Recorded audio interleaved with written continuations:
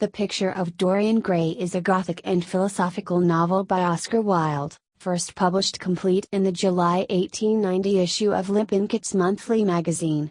Fearing the story was indecent, the magazine's editor deleted roughly 500 words before publication without Wilde's knowledge.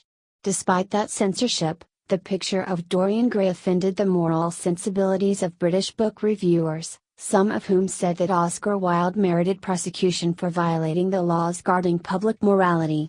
In response, Wilde aggressively defended his novel and art in correspondence with the British press, although he personally made excisions of some of the most controversial material when revising and lengthening the story for book publication the following year.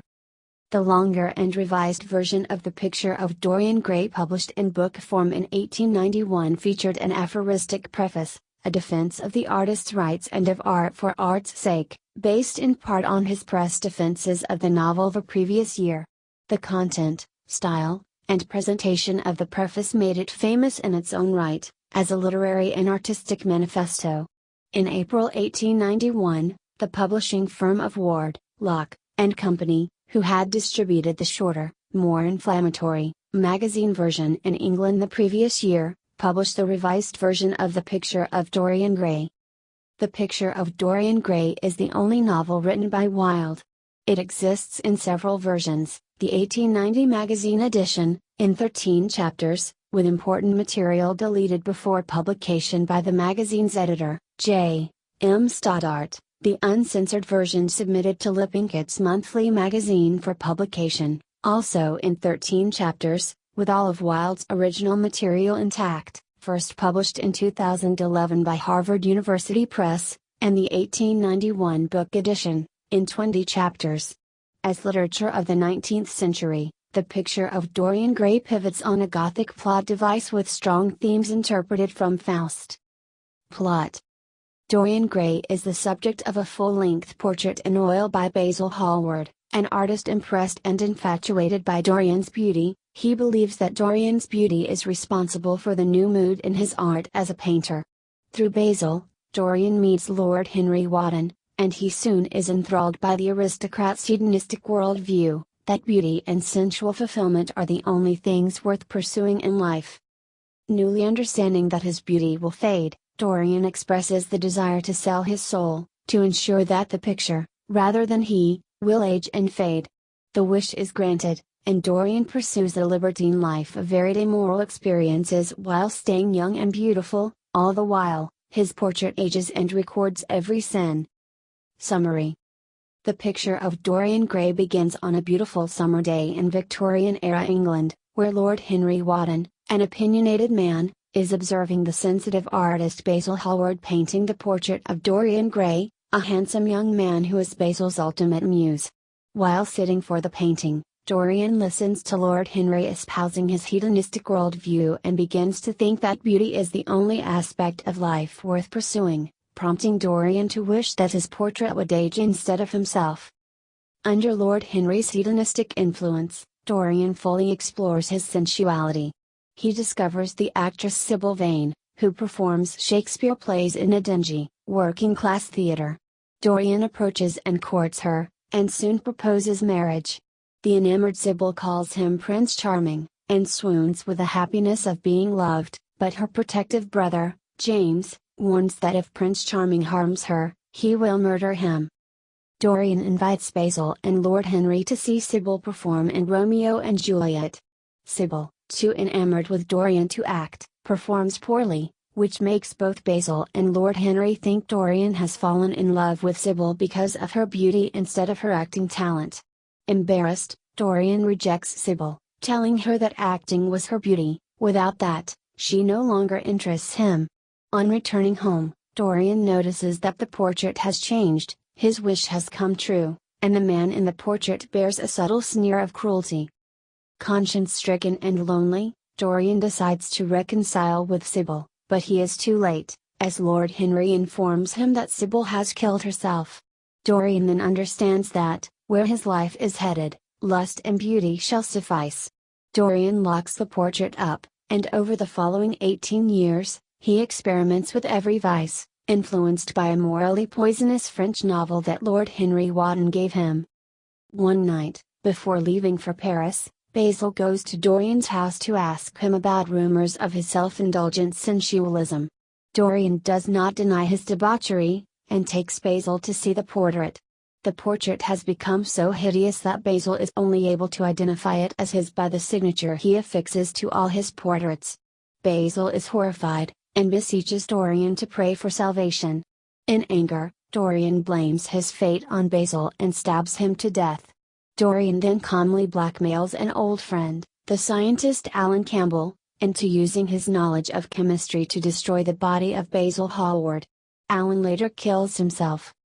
To escape the guilt of his crime, Dorian goes to an opium den, where James Vane is unknowingly present. James had been seeking vengeance upon Dorian ever since Sybil killed herself, but had no leads to pursue. The only thing he knew about Dorian was the name Sybil called him, Prince Charming. In the opium den, however, he hears someone refer to Dorian as Prince Charming, and he accosts Dorian. Dorian deceives James into believing that he is too young to have known Sybil, who killed herself 18 years earlier, as his face is still that of a young man. James relents and releases Dorian, but is then approached by a woman from the opium den who reproaches James for not killing Dorian. She confirms that the man was Dorian Gray and explains that he has not aged in 18 years. James runs after Dorian, but he has gone. James then begins to stalk Dorian, causing Dorian to fear for his life. However, during a shooting party, a hunter accidentally kills James Vane, who was lurking in a thicket. On returning to London, Dorian tells Lord Henry that he will live righteously from now on. His new probity begins with deliberately not breaking the heart of the naive Hetty Merton, his current romantic interest. Dorian wonders if his newfound goodness has reverted the corruption in the picture, but when he looks at it, he sees only an even uglier image of himself. From that, Dorian understands that his true motives for the self-sacrifice of moral reformation were the vanity and curiosity of his quest for new experiences, along with the desire to restore beauty to the picture. Deciding that only full confession will absolve him of wrongdoing, Dorian decides to destroy the last vestige of his conscience and the only piece of evidence remaining of his crimes, the picture. In a rage, he takes the knife with which he murdered Basil Hallward and stabs the picture. The servants of the house awaken on hearing a cry from the locked room. On the street, a passerby who also heard the cry, calls the police. On entering the locked room, the servants find an unknown old man stabbed in the heart, his figure withered and decrepit. The servants identify the disfigured corpse by the rings on its fingers, which belonged to Dorian Gray. Beside him, the portrait is now restored to its former appearance of beauty. Characters. Oscar Wilde said that, in the novel The Picture of Dorian Gray, 1891, 3 of the characters were reflections of himself. Basil Hallward is what I think I am, Lord Henry is what the world thinks of me, Dorian is what I would like to be, in other ages, perhaps. The characters of the story are: Dorian Gray, a handsome, narcissistic young man enthralled by Lord Henry's new hedonism. He indulges in every pleasure and virtually every sin, studying its effect upon him, which eventually leads to his death. Basil Hallward, a deeply moral man, the painter of the portrait, and infatuated with Dorian, whose patronage realizes his potential as an artist. The Picture of Dorian Gray is Basil's masterpiece. Lord Henry Wotton, an imperious aristocrat and a decadent dandy who espouses a philosophy of self-indulgent hedonism. Initially Basil's friend, he neglects him for Dorian's beauty. The character of witty Lord Harry is a critique of Victorian culture at the fin de siècle, of Britain at the end of the 19th century.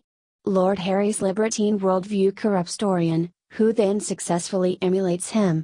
To the aristocrat Harry, the observant artist Basil says, "You never say a moral thing, and you never do a wrong thing."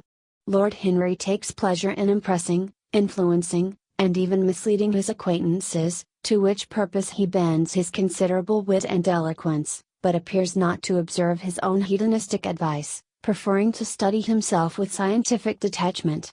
His distinguishing feature is total indifference to the consequences of his actions. Scholars generally accept the character is partly inspired by Wilde's friend Lord Ronald Gower. Sybil Vane, a talented actress and singer, she is a beautiful girl from a poor family with whom Dorian falls in love. Her love for Dorian ruins her acting ability, because she no longer finds pleasure in portraying fictional love as she is now experiencing real love in her life. She kills herself on learning that Dorian no longer loves her. At that, Lord Henry likens her to Ophelia, in Hamlet. James Vane, Sybil's brother, a sailor who leaves for Australia. He is very protective of his sister, especially as their mother cares only for Dorian's money. Believing that Dorian means to harm Sybil, James hesitates to leave, and promises vengeance upon Dorian if any harm befalls her. After Sybil's suicide, James becomes obsessed with killing Dorian, and stalks him, but a hunter accidentally kills James. The brothers' pursuit of vengeance upon the lover, Dorian Gray, for the death of the sister, Sybil, parallels that of Laertes' vengeance against Prince Hamlet. Alan Campbell, chemist and one-time friend of Dorian who ended their friendship when Dorian's libertine reputation devalued such a friendship. Dorian blackmails Alan into destroying the body of the murdered Basil Hallward. Campbell later shoots himself dead. Lord Fermor, Lord Henry's uncle, who tells his nephew, Lord Henry Wotton, about the family lineage of Dorian Gray. Adrian Singleton, a youthful friend of Dorian's, whom he evidently introduced to opium addiction, which induced him to forge a check and made him a total outcast from his family and social set. Victoria, Lady Henry Wotton, Lord Henry's wife, whom he treats disdainfully, she later divorces him. Allusions. Faust. About the literary hero, the author Oscar Wilde said, "In every first novel the hero is the author as Christ or Faust. As in the legend of Faust, in the picture of Dorian Gray temptation, ageless beauty, is placed before the protagonist, which he indulges. In each story, the protagonist entices a beautiful woman to love him, and then destroys her life." In the preface to the novel, 1891, Wilde said that the notion behind the tale is old in the history of literature, but was a thematic subject to which he had given a new form. Unlike the academic Faust, the gentleman Dorian makes no deal with the devil, who is represented by the cynical hedonist Lord Henry, who presents the temptation that will corrupt the virtue and innocence that Dorian possesses at the start of the story. Throughout, Lord Henry appears unaware of the effect of his actions upon the young man, and so frivolously advises Dorian, that the only way to get rid of a temptation is to yield to it. Resist it, and your soul grows sick with longing. As such, the devilish Lord Henry is leading Dorian into an unholy pact, by manipulating his innocence and insecurity. Shakespeare. In the preface to the picture of Dorian Gray, 1891, Wilde speaks of the subhuman Caliban character from The Tempest. In Chapter 5, he writes, "He felt as if he had come to look for Miranda and had been met by Caliban." When Dorian tells Lord Henry about his new love Sybil Vane, he mentions the Shakespeare plays in which she has acted, and refers to her by the name of the heroine of each play. Later, Dorian speaks of his life by quoting Hamlet, a privileged character who impels his potential suitor, Ophelia, to suicide, and prompts her brother, Laertes, to swear mortal revenge. Joris Karl Huysmans. The anonymous poisonous French novel that leads Dorian to his fall is a thematic variant of Auribus, 1884, by Joris Karl Huysmans. In the biography, Oscar Wilde, 1989, the literary critic Richard Ellman said that Wilde does not name the book, but at his trial he conceded that it was, or almost, was, Huysmans's Auribus. To a correspondent, he wrote that he had played a fantastic variation upon Auribus, and someday must write it down. The references in Dorian Gray to specific chapters are deliberately inaccurate. Literary significance. Possible Disraeli influence. Some commentators have suggested that the picture of Dorian Gray was influenced by the British Prime Minister Benjamin Disraeli's anonymously published first novel Vivian Grey, 1826, as a kind of homage from one outsider to another. The name of Dorian Gray's love interest, Sybil Vane, may be a modified fusion of the title of Disraeli's best-known novel, Sybil, and Vivian Gray's love interest Violet Fane, who, like Sybil Vane, dies tragically. There is also a scene in Vivian Grey in which the eyes in the portrait of a beautiful being move when its subject dies. Publication history. The Picture of Dorian Gray originally was a novella submitted to Lippincott's monthly magazine for serial publication. In 1889, J.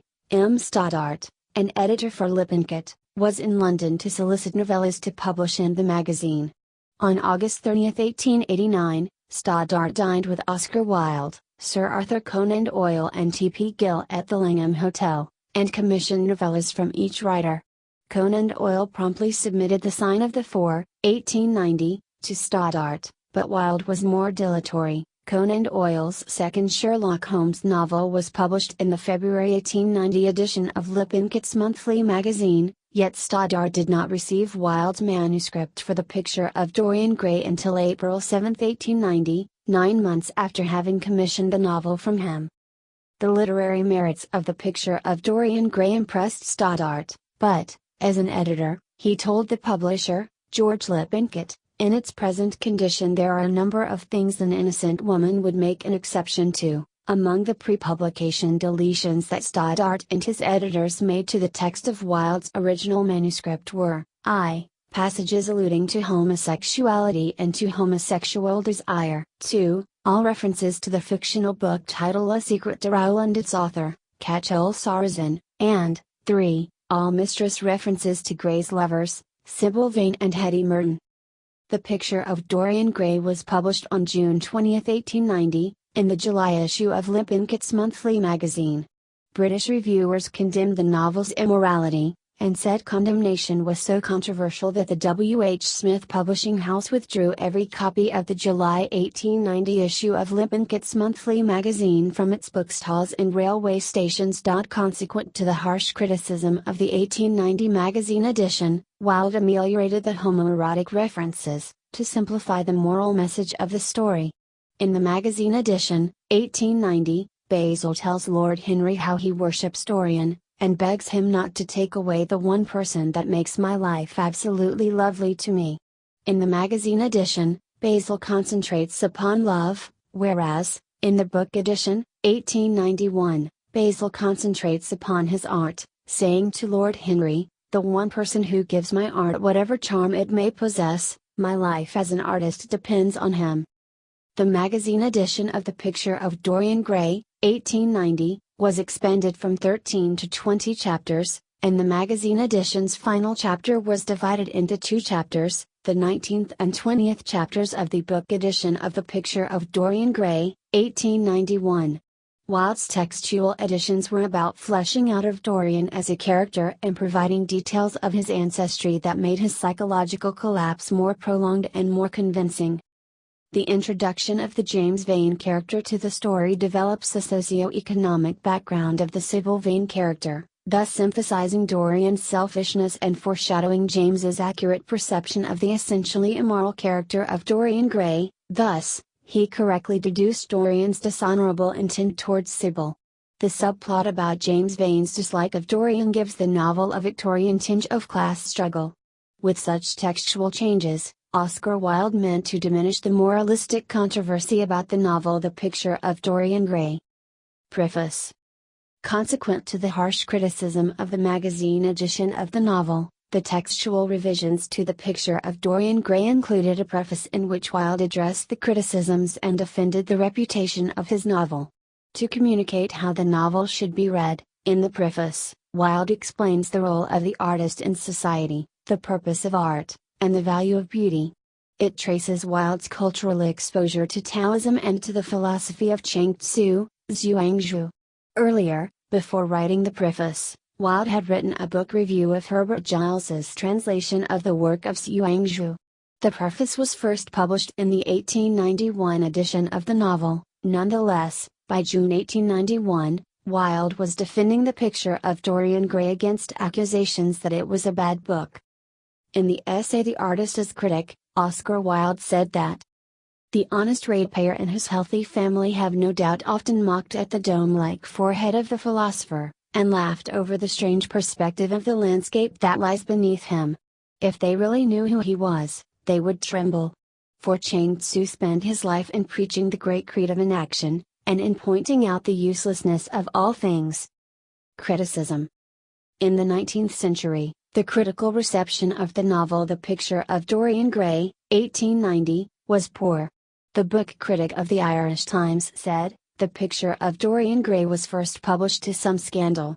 Such book reviews achieved for the novel a certain notoriety for being mawkish and nauseous, unclean, effeminate and contaminating. Such moralistic scandal arose from the novel's homoeroticism, which offended the sensibilities, social, literary, and aesthetic, of Victorian book critics.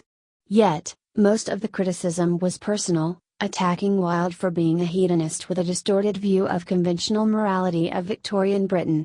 In the June 30, 1890 issue of the Daily Chronicle, the book critic said that Wilde's novel contains one element, which will taint every young mind that comes in contact with it. In the July 5, 1890 issue of the Scots Observer, a reviewer asked why must Oscar Wilde go grubbing in muck heaps? In response to such criticism, Wilde obscured the homoeroticism of the story and expanded the personal background of the characters. Textual revisions. After the initial publication of the magazine edition of The Picture of Dorian Gray, 1890, Wilde expanded the text from 13 to 20 chapters and obscured the homoerotic themes of the story. In the novel version of The Picture of Dorian Gray, 1891, chapters 3, 5, and 15 to 18, inclusive, are new, and chapter 13 of the magazine edition was divided, and became chapters 19 and 20 of the novel edition. In 1895, at his trials, Oscar Wilde said he revised the text of The Picture of Dorian Gray because of letters sent to him by the cultural critic Walter Pater. Passages revised for the novel. Basil about Dorian, he has stood as Paris in dainty armor, and as Adonis with huntsman's cloak and polished boar spear. Crowned with heavy lotus blossoms, he has sat on the prow of Adrian's barge, looking into the green, turbid Nile. He has leaned over the still pool of some Greek woodland, and seen in the water's silent silver the wonder of his own beauty. Lord Henry describes fidelity: "It has nothing to do with our own will. It is either an unfortunate accident, or an unpleasant result of temperament." You don't mean to say that Basil has got any passion or any romance in him? I don't know whether he has any passion, but he certainly has romance, said Lord Henry, with an amused look in his eyes. Has he never let you know that? Never. I must ask him about it. I am rather surprised to hear it. Basil Hallward described, rugged and straightforward as he was, there was something in his nature that was purely feminine in its tenderness. Basil to Dorian: "It is quite true that I have worshipped you with far more romance of feeling than a man usually gives to a friend. Somehow, I had never loved a woman. I suppose I never had time. Perhaps, as Harry says, a really grand passion is the privilege of those who have nothing to do, and that is the use of the idle classes in a country." Basil confronts Dorian: Dorian, your reputation is infamous. I know you and Harry are great friends. I say nothing about that now, but surely you need not have made his sister's name a byword." The first part of this passage was deleted from the 1890 magazine text, the second part of the passage was inserted to the 1891 novel text. Passages added to the novel. Each class would have preached the importance of those virtues, for whose exercise there was no necessity in their own lives. The rich would have spoken on the value of thrift, and the idle grown eloquent over the dignity of labor. A grand passion is the privilege of people who have nothing to do. That is the one use of the idle classes of a country. Don't be afraid. Faithfulness. I must analyze it some day. The passion for property is in it. There are many things that we would throw away, if we were not afraid that others might pick them up. The uncensored edition. In 2011, the Belknap Press published The Picture of Dorian Gray, an annotated, uncensored edition. The edition includes text that was deleted by J.M. Stoddart, the story's initial editor, before its publication in Lippincot's Monthly magazine in 1890. Adaptations. Bibliography. Editions. The Picture of Dorian Gray, Oxford, Oxford World's Classics, 2008. ISBN 9780199535989. Edited with an introduction and notes by Joseph Bristow. Based on the 1891 book edition. The Uncensored Picture of Dorian Gray, Belknap Press, 2011, ISBN 9780674066311. Edited with an introduction by Nicholas Frankel. This edition presents the uncensored typescript of the 1890 Lippincott edition. The Picture of Dorian Gray, New York, Norton Critical Editions, 2006, ISBN 9780393927542. Edited with an introduction and notes by Michael Patrick Gillespie. Presents the 1890 Lippincott edition and the 1891 book edition side by side. The Picture of Dorian Gray, Harmonsworth, Penguin Classics, 2006, ISBN 9780141442037. Edited with an introduction and notes by Robert Myall. Included as an appendix is Peter Ackford's introduction to the 1986 Penguin Classics edition. It reproduces the 1891 book edition. The Picture of Dorian Gray, Broadview Press, 1998, ISBN 978-155,111-126-1. Edited with an introduction and notes by Norman Page. Based on the 1891 book edition.